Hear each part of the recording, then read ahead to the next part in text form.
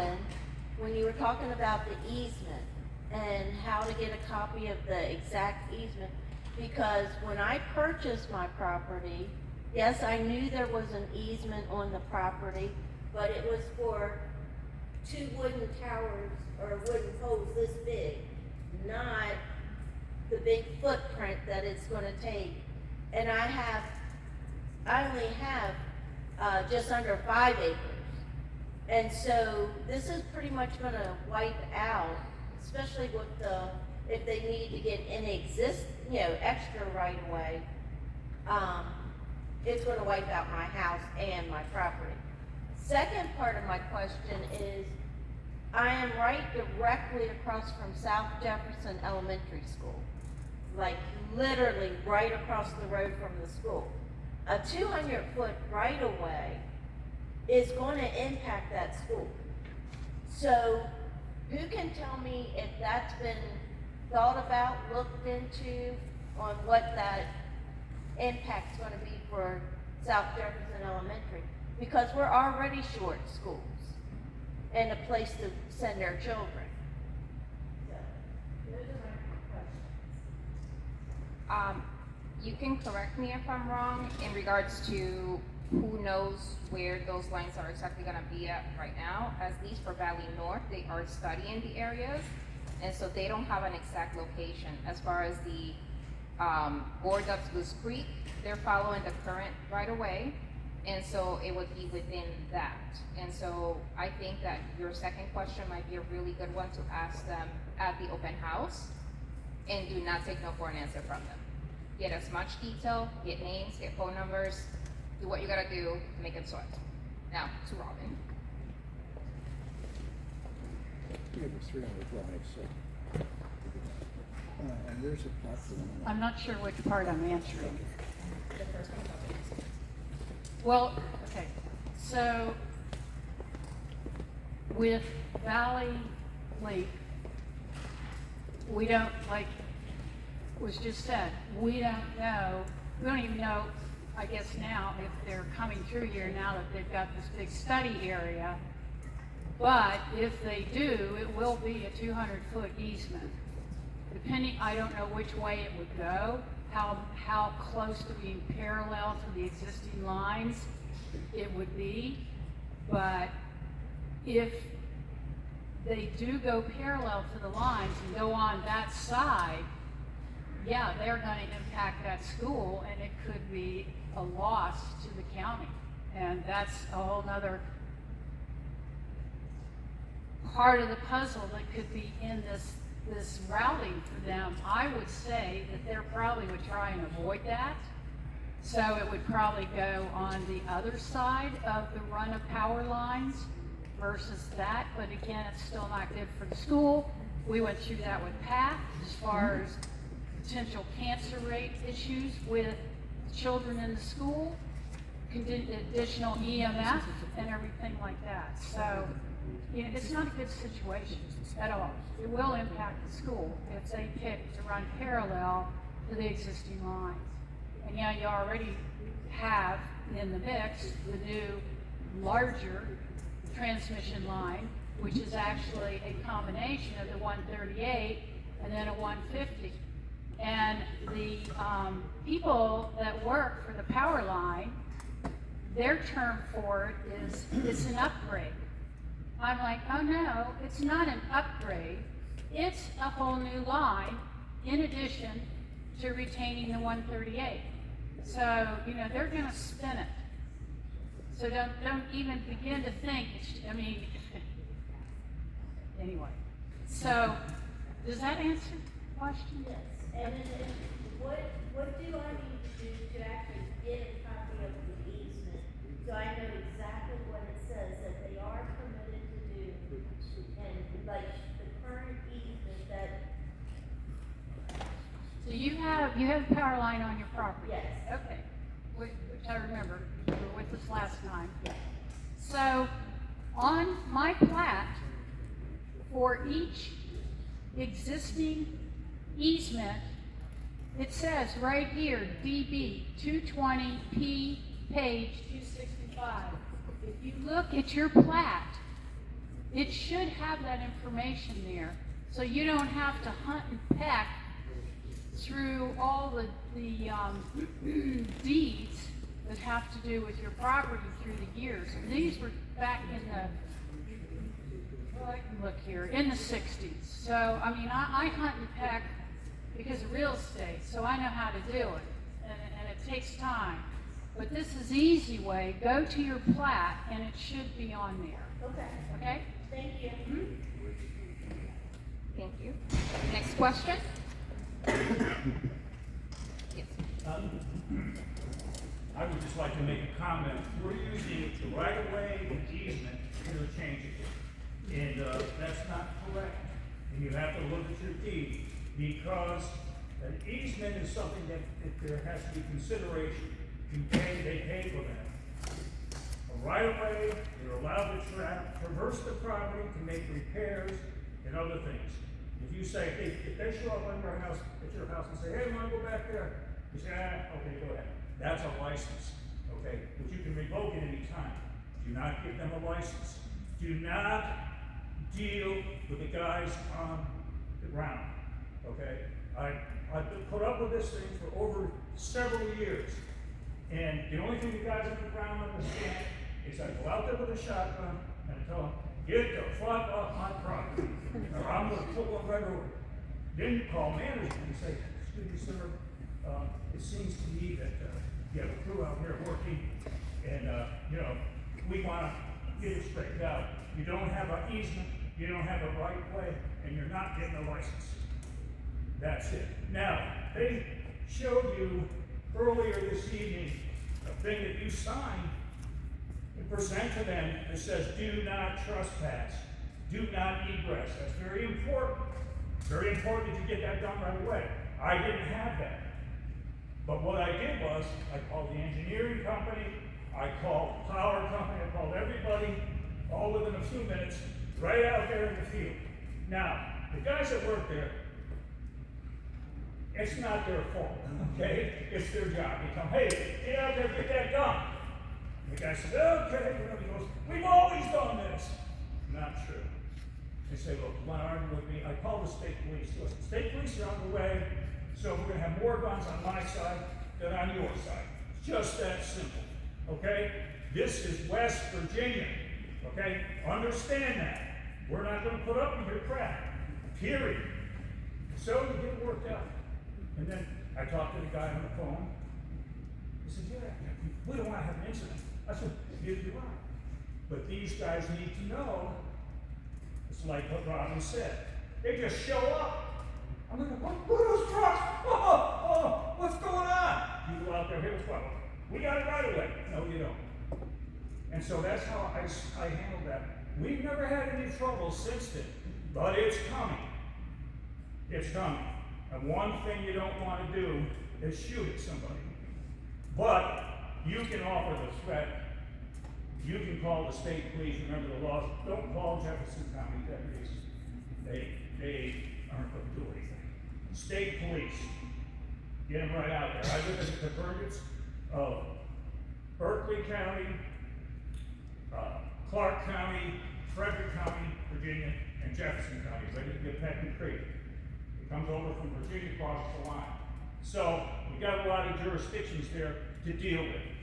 But you need to be prepared for this and understand, like I said, find out whether you have an easement or a right of way. The old power line is set on the plat, power line. Right of way, excuse me, right of way. That's a little different. The new stuff all says easement. So at some point, there had to be consideration. Consideration is money, or something along those lines. And I bought the property. I've been out there for 39 years. When I bought the property, I knew the power line was going through there. I didn't know it was going to get any bigger. They had it at max. People tell me, oh, you can see it, but it rains in spots, the lines grow. And I thought it was a lot of crap. They do. They are already pushing as much power through that thing as they possibly can. And we're just going to get more. And the electromagnetic transmission that comes off that is not good for you. All the radar stations around the world used EMF. In other words, they used amplitude. And all of those guys who worked at those stations all ended up with testicular cancer, or at least most of them did. This is not a good thing. It is not a good thing. We have other ways around this, we have other routes. But at the same time, you need to get a little bit angry because someone said, hey, we bought this, we're paying taxes on this. I want to be able to enjoy it, I don't want to fight. You know, that war was 100 and something years ago, we don't want to do that anymore, okay? What we want, you approach us, teach us, treat us with some respect. That's the first thing we want. We want respect. And like I told you, I say, this is West Virginia, okay? Go somewhere else if you want, if you think you can intimidate these people, but you're not going to do it here. We know what we own, we know where the easements are, the right-of-ways and all that, and you should protect yourself. Make sure you know where all that is. Very important. And as a group, we should arm ourselves with that information. Information is power. You know it. And that's about all I have to say. But that's what we did. And, me and my boys, we just went out there and said, look, guys, we don't want to argue with you. We're working men too, but we're not going to take any crap. Period. So make sure you know whether you have a right-of-way or an easement. And you will see that most of the legal description is easement on there. And if there's an attorney here, they could probably explain to you the difference between all of them. I just kind of use I'm a YouTube junkie, so I have a working knowledge of what it is, but whether or not it's really legit. So, this, and you're going to see, like, they drive across my land, they drive right out, even with full maintenance. I don't let them cut the brush or do anything like that. Now, they can use the helicopters, which I've seen them do, because some of the land is so rough, you can't get a crew in there. So they spray their Agent Orange or whatever it is from the helicopter and go about their business. So anyway, I set it up, but we got to make sure that we have easements here and not right-of-ways. So if you have a right-of-way, you're actually in pretty good shape, but you can stop that. Get your little notice there. Do not trespass. Very important. Very important. Yeah, thank you.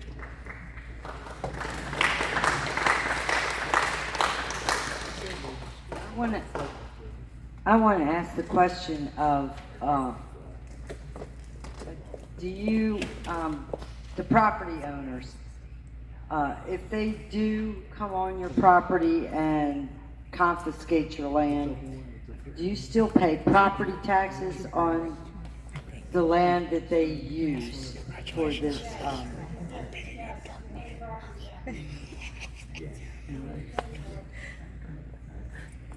Next question? Or somebody who wants to elaborate on? Hello, Bob Nielsen. I wonder what frequency it hurts that the power lines operate at. Higher frequencies will disrupt your body, like microwaves, as the gentleman over here pointed out. Lower frequencies, however, probably will not. I know they up the frequency to transmit the power. Just a question I have. Thank you very much. Do we have anybody here who knows the exact? I don't know the exact frequency, but you can ask the power company to come in and do an EMF survey or study or whatever, because I did that with Dominion Electric. And they came in and they went around certain distances from the line and measured the EMF. You can ask for that if you want to know.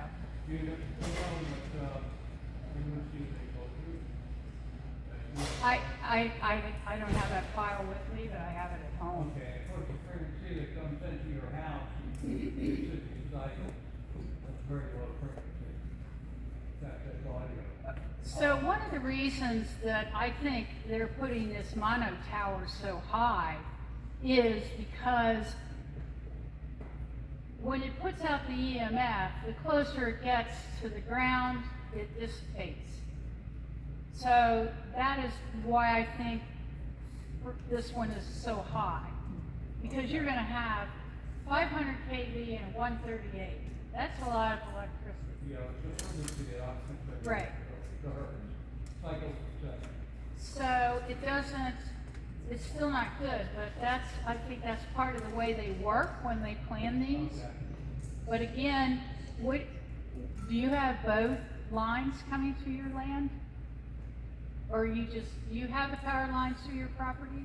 No, not yet, I hope. Oh, okay, yeah, well, as I said, anybody who has the lines coming across their property, you can call up whoever it is, Dominion Energy or or Dominion Electric or First Energy, and ask them to come out and do an EMF study, and they'll give you, you know, on paper, and they'll say at this point it's this, at this point it's this, you know, this far away from the line it's this. So All right, it's thank not, you. as a landowner with the power line on your property, you can ask to have that done. Okay, that's very good informative. Thank you very much. I would like to add, just real quick, that last year, I personally did ask a similar question about what the EMF radiation was gonna be from the monopole. And according to the scientist that they had hired the day before that open house, according to him, I was able to get out of him that the data that they have to show for the radiation that's coming off of those towers is only within their easement. All right, so if they give you a quick answer, do not take it.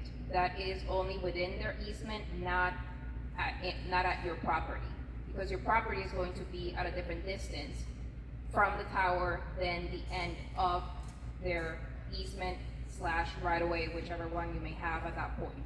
So, going to the gentleman. I don't need the microphone, but if you want it recorded, you can give it to me. I just want to reinforce something that Karen said earlier. I'm John Doyle. I was a member of the House of Delegates representing Jefferson County for a long time, and I was there when we were fighting PATH. And I remember several conversations. I'm trying to remember the guy's name. He was the chair of the Public Service Commission at the time. And he, Michael Albert, thank you, yes. Michael kept telling me, he says, John, why are you fighting this? It's a done deal, we're gonna build it. I said, every time I would say, Mike, no you're not. We didn't. That is really important that we all understand. I mean, back then, it was, you may as well stop fighting it, it's a done deal. And all of us said, no, it's not a done deal. And after it was all over, Mike came to me and said, I can't believe you all beat that. And I said, well, Mike, I can't. So I just wanted to let everybody know. I am not running for office now, or I hope ever. Do talk to all of the incumbents who are in the legislature representing Jefferson County. Let them know your opinions in no uncertain terms. There are two very nice ladies right here who are running. Let them know in no uncertain terms how you think, and that's how we're going to beat this. Thank you.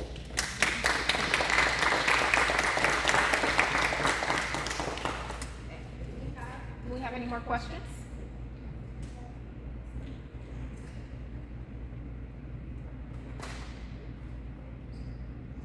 This isn't a question, but when we were fighting PATH last time, they told us the EMFs were not important and didn't do anything and didn't make any difference. And we all got 4-foot-long fluorescent tubes and stood under the lines, and every single one of them lit up. Any other questions? Next question? Yes,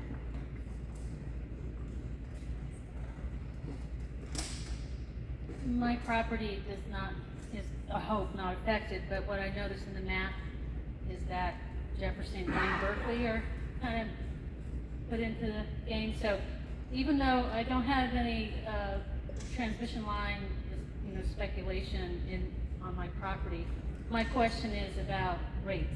If FERC is proposing rates and we can't fight those, what do we do? How do we protest and have some standing? Because if we don't have lines going through that we would be affected, what can we say that would be meaningful to the Public Service Commission?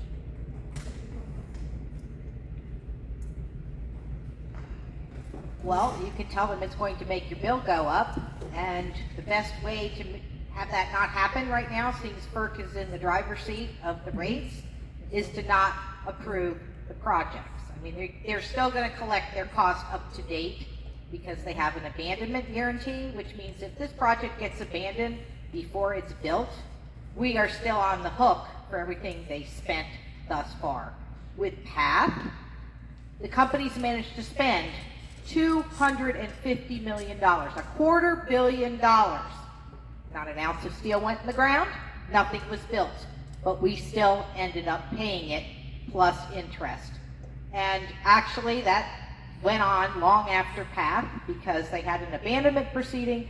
I was involved in a rate proceeding because they had charged consumers for all their advocacy expenses, their advertising, their lobbying, their donations to certain organizations to get them to come and speak out in favor of the project.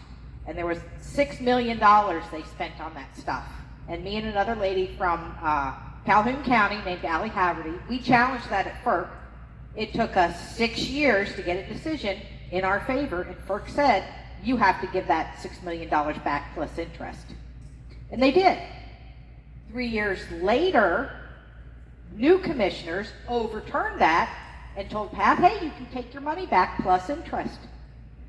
And we challenged that at the DC Circuit Court of Appeals. Pro se, hardest thing I have ever done. I am not a lawyer. And we won. And they had to give it back. We ended up with $13 million of credit. So you can fight these rates through FERC. You can ask what is in their rate every year. There's a process to get involved and say, okay, here's your number for this. Show me how you got that number. Who did you pay? What did you buy? How much was it? That's what we did to challenge past rates. So, and actually there's going to be a open meeting on Valley Link's rates soon for what they charged us for 2025, and I'm getting ready to put that on Facebook probably tomorrow. I wanted to get through this first. But, so there is a way to get involved. Other questions? Maybe a comment. So I think your question was how do you keep the rate down? I say there's two things you guys all have to do: be seen and be heard, right? And so you can let First Energy control the narrative.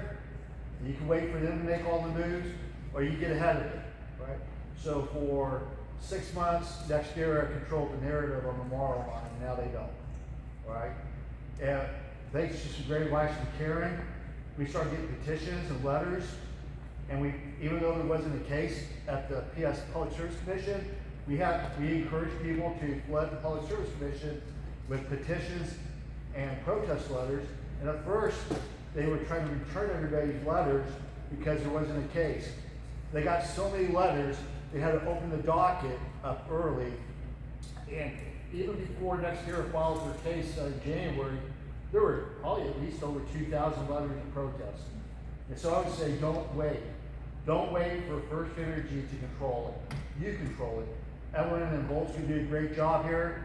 Start getting petitions in, start making noise, start writing your letters. I think where's your couple commissioners here tonight? That's a great start. Thank you for coming out. Get them on your side, right? And on the Morrow line, all 4 impacted counties on the Morrow line, all the county commissioners are not only protesting it, they're interveners, right? You got some great delegates out here that are fighting this stuff. Get with them. Be heard, make noise, get the public service attention. We just spent 2 weeks going to public hearings And I will tell you what, they heard a lot of pissed off West Virginians. Sorry, are you saying send letters and petitions to the West Virginia Public Service? Absolutely. And And keep a copy, because they're gonna try to return it, but just keep flooding the zone, right, like in football. Just put all your receivers down and throw the football, right? You gotta get their attention. You gotta get their attention, because what that'll do is it'll give the media, when the media starts seeing early resistance to this project, they start reporting it. When they start reporting it, more people are made aware. Sorry for taking time. Ellen, we have another 10 minutes for, Yeah, just one thing. One thing to note, so I'm Kara Keys, Commissioner Kara Keys. Nice. Thanks for everyone for coming out and being here. One thing to note from a policy standpoint, because this goes to Virginia, the Virginia lawmakers are currently considering a new electricity consumption tax on data centers, which is very interesting because this energy they're pulling from is West Virginia. So how is that fair that Virginia will capture that tax on the data centers when it is cutting through our properties and taking our energy in the process? So it's just something to consider as another point of reference in fairness to Jefferson County, but all 22 counties that are, facing eminent domain cases throughout the state. So, thank you. thank you, Karen. Who was the next person? I thought I saw a hand up there. Do we have another question? We've got 10 more minutes.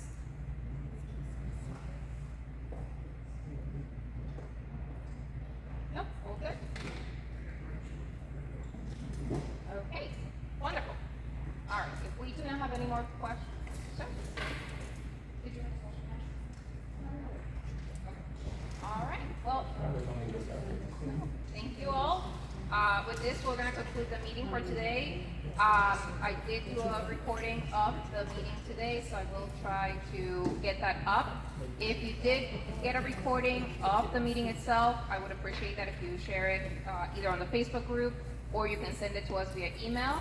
I do, based on the feedback and the questions that were asked, we'll work on getting some documents and procedures on how to look up your deeds on your plat of land and so on. Do know that back in March, Karen and I presented at the commission meeting, and we requested a GIS map that would show the impact that these transmission lines would have on Jefferson County.